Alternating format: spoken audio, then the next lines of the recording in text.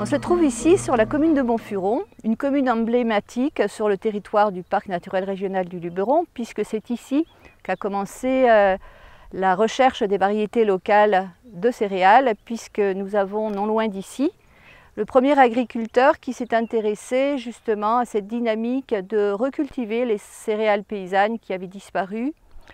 Et pour nous, ça a été une chance immense au niveau du parc, puisqu'en fait, nous avons entrepris dès lors de mettre en place toute une dynamique autour de la culture de ces céréales très emblématiques, puisqu'il y avait notamment une variété, le blé meunier d'Apt, qui était réputée parce que nous avons retrouvé des écrits pour être une céréale, un blé très bon en termes de valorisation boulangère, et qui était tout à fait adapté à des terroirs qui sont ici très argilo-calcaires. Nous sommes dans la partie moyenne montagne du territoire du parc du Luberon, et ici nous sommes dans des territoires plutôt pauvres où la charge en cailloux est assez importante, et les agriculteurs donc cultivaient de façon en polyculture élevage toute cette thématique des céréales locales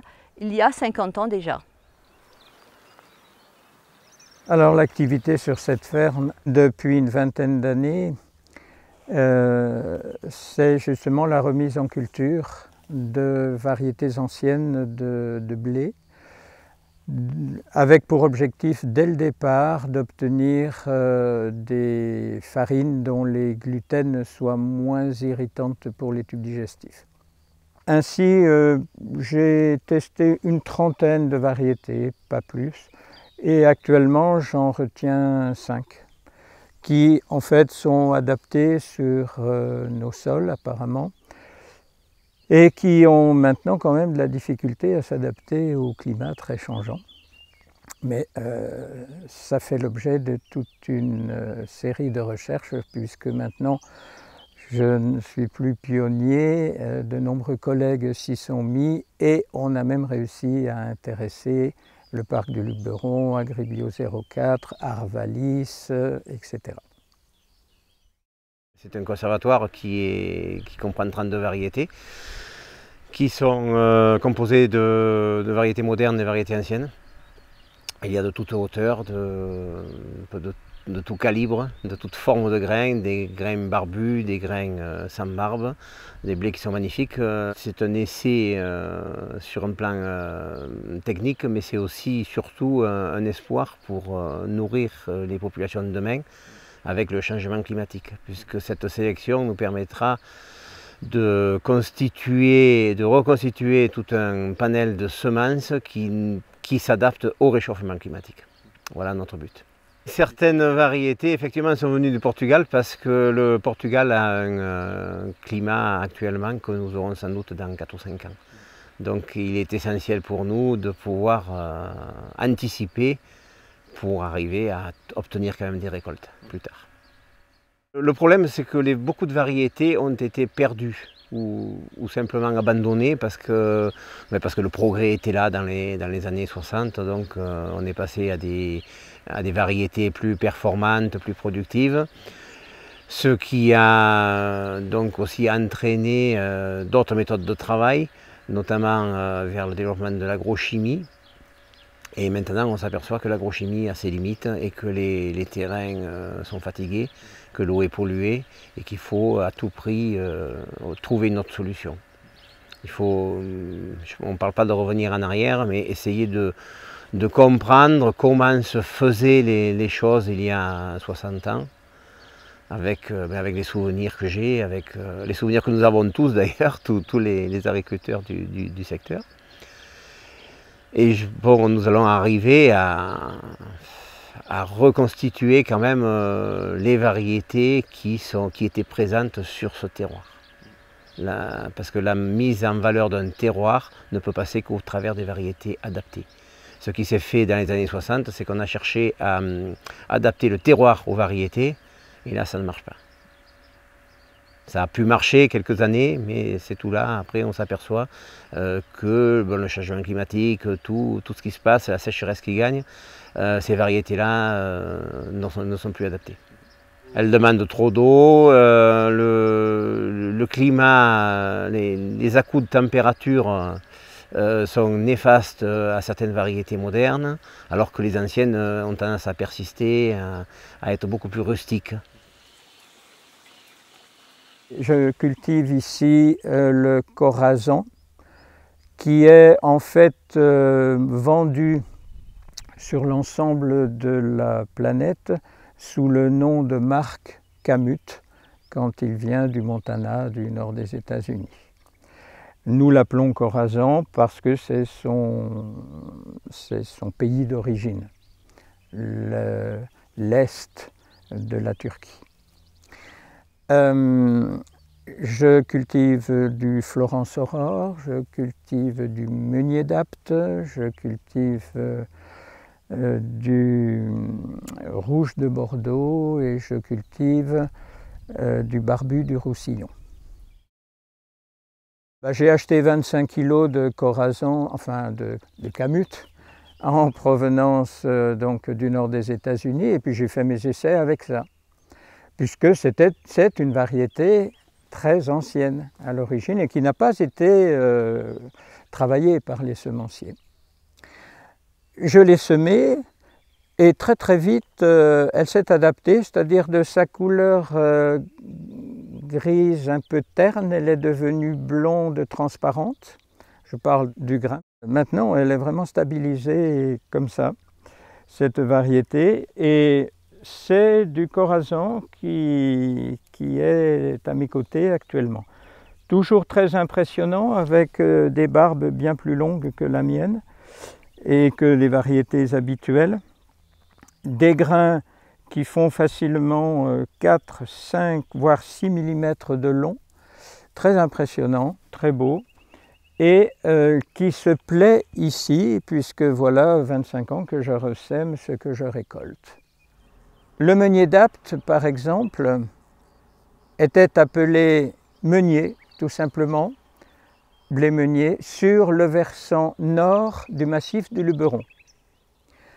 La même variété était utilisée sur le versant sud, n'avait pas les mêmes propriétés boulangères, goût, etc. Et elle s'appelait Touzel de Pertuis. Pourtant, c'était la même variété d'origine, si je peux dire.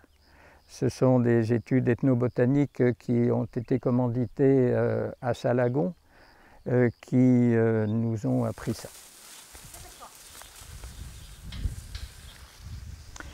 Voilà, nous sommes ici dans un champ de blé variété Florence Aurore.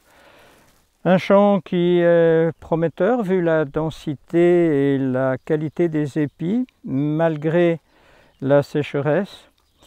La difficulté, c'est que les sangliers apprécient, et vous voyez peut-être ici un passage de sangliers, et si on avance un peu, vous pourrez remarquer les endroits où ils détruisent petit à petit. Je vous disais que les sangliers préfèrent le bio au pas bio et le non barbu au barbu. Malheureusement, effectivement, cette variété très appréciée par les boulangers n'est pas barbue et elle est très aussi appréciée par les sangliers. Nous cultivons en rotation de manière justement à faire que le sol puisse être toujours en bon état pour nourrir la plante qu'on lui confie. Et donc, jusqu'à il y a quelques années, nous faisions 3 années successives de luzerne sur un champ. La luzerne étant semée la première année et restait en terre et était fauchée régulièrement pour nourrir les animaux. La luzerne a l'avantage de concentrer, si je peux dire, au niveau de ses racines, pas mal d'azote, qui va être la nourriture recherchée par le blé.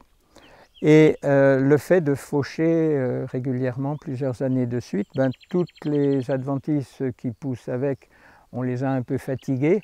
Et après 3 ans de luzerne, on a rendu le champ propre, si je peux dire, sans utiliser les produits chimiques adaptés. Après ces 3 années de luzerne, alors on implante successivement 2 ou 3 années de céréales. La première année, une céréale qui a besoin de beaucoup d'azote.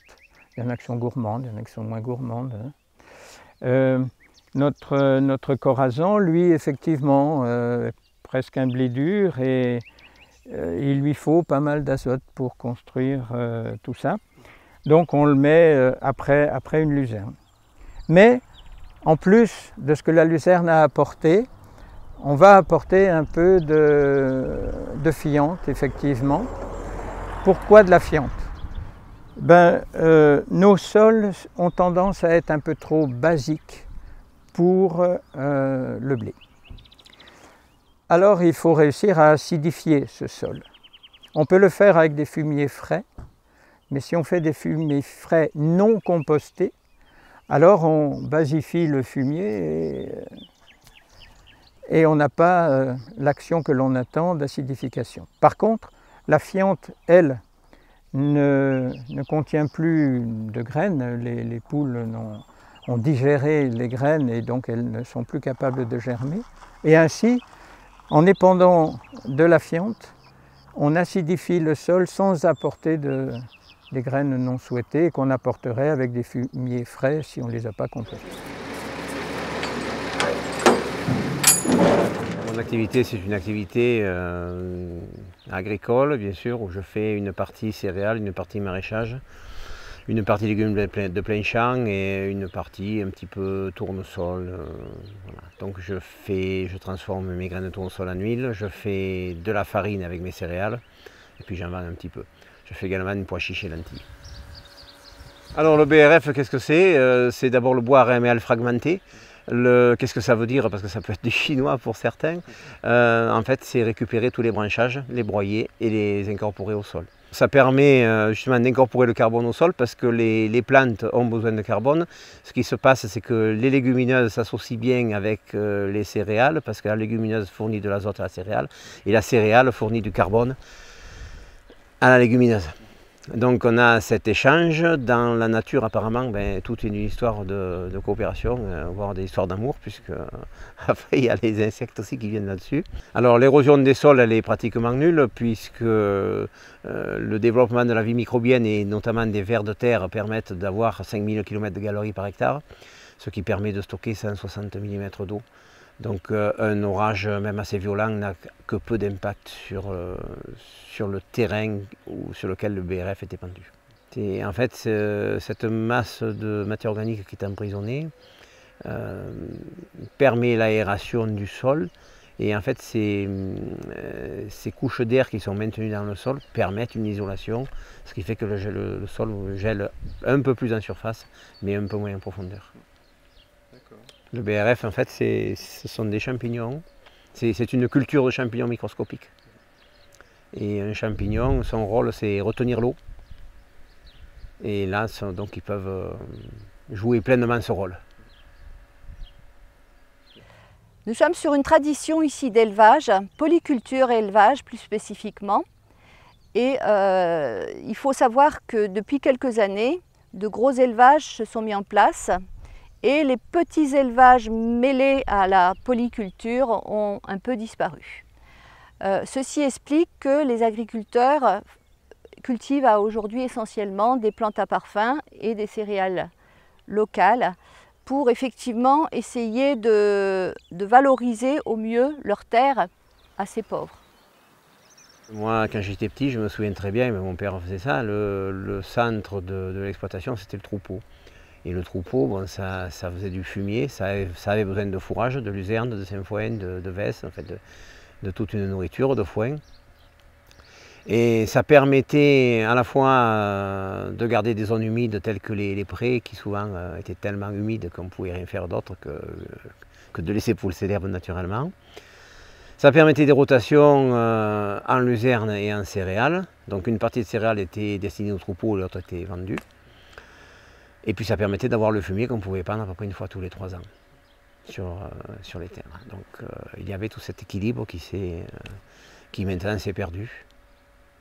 C'est notre objectif principal, essayer de redonner la vie aux terres qui sont fatiguées. Essayer aussi de de remettre en route des terrains qui ont été abandonnés par le passé. Donc on va essayer de faire tout ce que nous pouvons pour remettre en état le territoire. Parce qu'il y a un gros travail de remise en état.